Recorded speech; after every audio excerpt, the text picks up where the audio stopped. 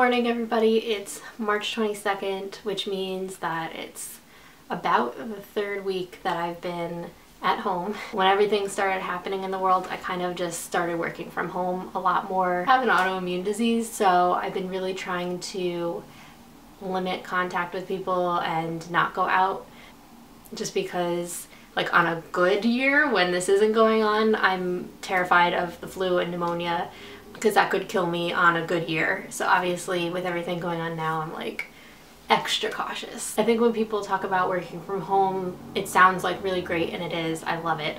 But something that you don't really realize is like it's easy to just not get dressed in the morning and to like not do your hair and makeup or put on jeans or anything like that. So I feel like after 3 weeks of like wearing sweatpants, I kind of just feel like I'm like losing a part of myself. So I decided to put on some makeup today, do my hair. I think I might like FaceTime my family later so I won't look like a hot mess, which will be good. But with that, I thought, while I have everything looking presentable, let me make a video. So I just wanted to really pop in, kind of talk about what I've been reading lately, because I read I think 9 books so far this year, and just, I don't know, catch up. So yeah, let's talk about this. So this year I've been recording my reading in a separate journal, and I actually did an Instagram live or Instagram TV type flip through when I first set this up. So if you're interested in that, you can go to my Instagram and take a look. But what I've been doing this year that's been really fun is at the end of every book that I read, I draw the cover in here. I don't know if you can see it. So the first book I read was The Headmaster by Tiffany Reyes, and I read this for Smut-a-thon, I think. It was kind of like a short story. I think it was only maybe like 200 something pages, and at first I was like very into it, and then it kind of felt like it shifted genres halfway through, and it kind of felt like it was not realistic at all. Obviously, if you've read it, you know what I'm talking about. But it was hard for me to give it a rating because the beginning was so good and then the end was just like really blah. But I am intrigued by that author, and I do want to see other stuff by her. So if you've read any other books by her, let me know which ones I should check out. Then I picked up The Real Deal by Lauren Blakely. This one I actually just randomly picked up at Barnes & Noble. This one sounded right up my alley. It's about a woman who is going to like a family reunion at her hometown, and she doesn't want to go along because her family's always trying to like set her up with people and trying to get her to move back home. April is a makeup artist. She does like body painting. I'm not really sure what that is, but she lives in New York and she loves her life, and she's up for like some kind of big gig. She hires someone named Theo who has this ad. He basically will be like your fake date.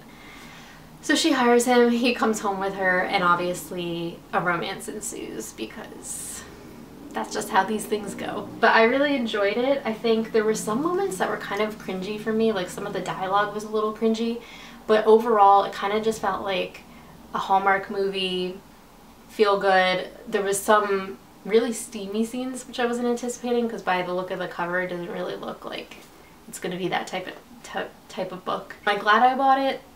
Not really. That said, if you like Hallmark movies, if you're looking for something that's in this trope of fake dating, then definitely do recommend it.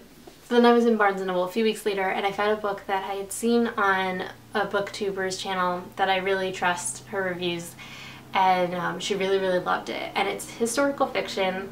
The cover is my favorite color.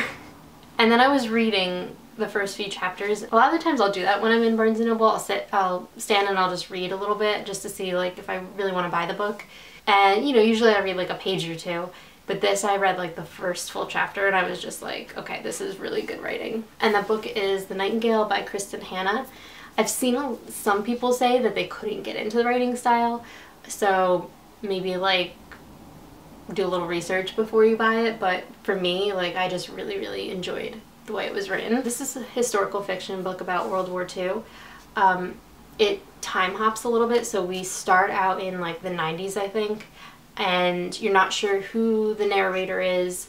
You're not really sure like what's going on, and then it goes back into obviously the 40s, when the war is taking place. I also really like this story because it's a story about sisters, and my sister and I are really close. So anytime I read a story that has siblings or sisters in it that are really close, like, I just like reading about that dynamics. Definitely gave this book 5 stars. There was no question about it. And it's like, what, 600 pages, and I think I read it in like a week, which is really quick for me, especially with something that's not like a light, fluffy romance. This is definitely a hard topic to read about and taught me a lot about the war that I didn't even know. I was also saying to somebody, like, I feel like, at least in my experience in the US, we're only taught about the war from the perspective of the US, but this was set in France, and I just learned a lot about what was going on in the world, not just in the US and not just in Germany. So if you're looking to like learn more too, I think this is good, because it talks about women in the war, and I feel like a lot of the times we also only hear about the men that went to war and not the women that were kind of like left behind. Can't talk about this enough. I really enjoyed it. All right, let's move on though. Then I did a buddy read with a few people on Instagram, and we read Christina Lauren's Love in Other Words. This one is kind of an emotional story. There's a lot going on. It was definitely one that I was happy that I had somebody to talk about it with. From the cover, it looks like it's kind of like a fun romance, I guess. I don't know if you'd even call that. It just looks like it's like bright and cheerful because of the color. It's about Macy and Elliot, who were neighbors when they were younger, in their teens, and they were like best friends, sort of becoming more, and then something happens, and in the beginning we don't know what happened to drive them apart, but all of a sudden they're thrown back together, they run into each other, and so it's kind of about like friends that were like they're each other's soulmate, but it didn't work out, and like, is it too late, you know, like that whole thing. And then there was like a layer of this mystery that we're trying to figure out, like what did happen that drove them apart. So I definitely recommend this one, but just know that it's not like this fun romance going into it, and that I don't know if you necessarily need a box of tissues, but yeah, it's just a little bit emotional. The only thing I didn't like was the ending, but I feel like with Christina Lauren books, that's kind of a theme for me where I don't like the ending, so I think their books are still worth reading, but just knowing that like the ending just never leaves me really satisfied. So I always just go into the books knowing that. Next we have a classic, literally. I don't know what made me pick this up. That is Jane Eyre by Charlotte Bronte. This one is like 400 pages, but the font is really small. I don't know if you can see that. So it took me a lot longer than normal to read this, but I'm glad that I did. I wouldn't say that it's like my favorite romance or my favorite classic. It's definitely up there. It's definitely not Pride and Prejudice tier. It's a little bit lower. But I really enjoyed the main character. I really liked her voice. I liked the first, I'd say I liked the first half of the book better, even though her life was like terrible in the beginning of the book. But I liked her commentary and her thoughts. And then I enjoyed her interaction with Mr. Rochester, and obviously if you haven't seen anything, like I won't spoil anything, but I just didn't like their relationship, their romantic relationship. I thought he was kind of a jerk, and he didn't really like redeem himself for me, which is interesting because in the movie, I don't remember which year, maybe 2011, there was like a sort of recent adaptation. In the movie, I really liked the relationship and I liked him, and by the end I was like happy with everything. But in the book, I was like, I really don't like him. I'm not rooting for him at all. Also in the book, she says he's like 40 something and I think she's 18. In the movie, the actress was definitely not 18. She looked much older. And the guy, he looked maybe like in his 30s. So it wasn't like as jarring visually. But when I was reading, I was picturing this 45-year-old man with an 18-year-old and just trying to like picture that in 2020. What would that look like? And it just kind of like, it was like somebody in their 40s dating a TikToker. Like, it just looks weird. And I get that things were different back then, but I don't know. It just didn't sit well with me. So I had a little bit of a tough time with this, especially because like Jane had nothing. Like, she was basically an orphan. She was poor. and then like it kind of almost felt like he was like exploiting that a little bit. Like, I don't know, it just felt weird, felt a little creepy. But I also do want to say that I liked the atmosphere. I liked like the what's it called, the gothic setting and all that. So I think if you're looking for a classic, it's a good one to pick up, but I'm just gonna say it's not my favorite. Okay, I also own this book, but I rearranged my bookshelves yesterday and I have no idea where the hell this book went. It's somewhere in the back.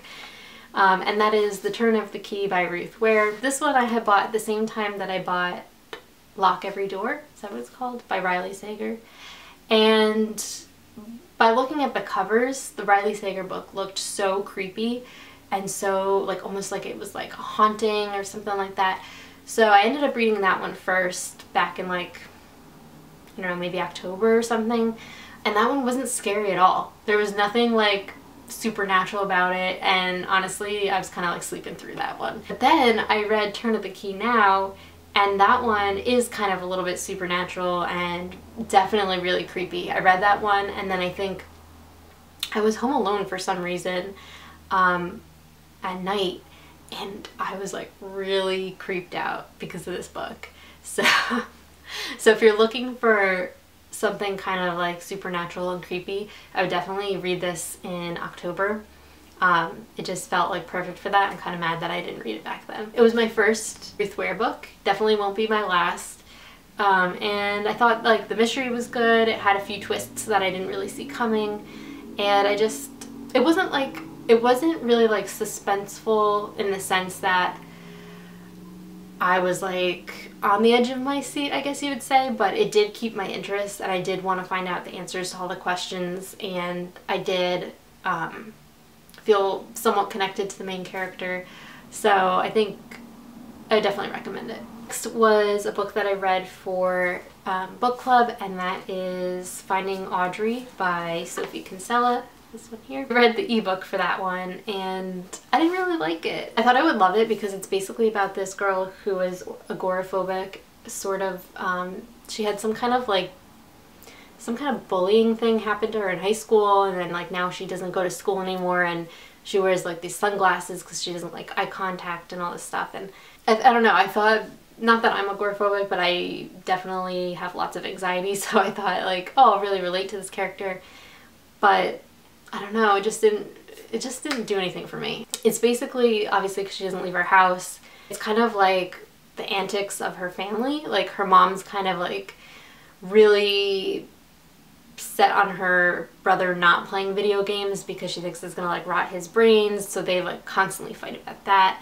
And then like the mother and the father have like this weird relationship. I don't know, like it was just not what I thought it was going to be, especially because Sophie Kinsella is usually really funny and like lighthearted, and it was just not that. Also, I don't like books that have like a different format kind of in between, and her therapist gives her this assignment to film her family. But then it kind of went to like a script format or like a screenplay format, and I don't know. It just wasn't for me, so that's all I'll say about that. But if you're wondering, it's just not lighthearted like her other books. Even though like there was some humor, but it just, I don't know. So then I reread my favorite book from last year, which was The Simple Wild by K.A. Tucker, and then I read the sequel, which is Wild at Heart. And first of all, can we talk about how these they're not the same height? That really bothers me. And they also are like different materials. I think these are self-published, possibly. So maybe that's why. Maybe not though. It says Simon & Schuster on it. I thought they were self-published. But anyway, this is a book that I wish I could reread again for the first time because it just really hit home, really made me feel like I really connected with this character on so many levels, and it just was such an emotional read for me. And then when I read the sequel, I was kind of nervous that I wasn't going to love it as much, and I think this one's obviously still my favorite, but I really enjoyed this one too. This story is about a girl named Calla. She lives in Canada with her mom, but she was born in Alaska, and her dad owns like a bush pilot, is that what it's called? Airport? I don't know, like a Flying Company. I don't even know what it's called. But she ends up finding out that he's sick, and so she goes to live with him for a week to kind of like get to know him a little bit more, because they kind of had a falling out when she was a kid. And she meets somebody that works for her dad who she absolutely hates and their banter is just so funny. Like, I laughed out loud so much because she's very sarcastic, and yeah, it's just the cream of the crop. It's like, honestly, this is my favorite book right here. And then for the sequel, this one is again set in Alaska, just in a different, kind of a different setting. There's a different cast. And at first I was like, I'm not sure I'm going to like this because some of the charm from the first book wasn't there. Like I said, like, there's a different cast and stuff. But it ended up being really good. And it was nice to see, like, I don't know, like the growth of the characters, and I don't know, I just really liked it. So I'm glad that I did pick those up, one right after the other. So yeah, that's what I've read so far this year, and not much else is going on. I thought I was going to be reading so much more now that I'm home all the time and everything, but I've just been so anxious. I hope everybody is staying safe. I hope everyone is staying home if they're able to. And I hope that you're all doing well. So, I will see you next time.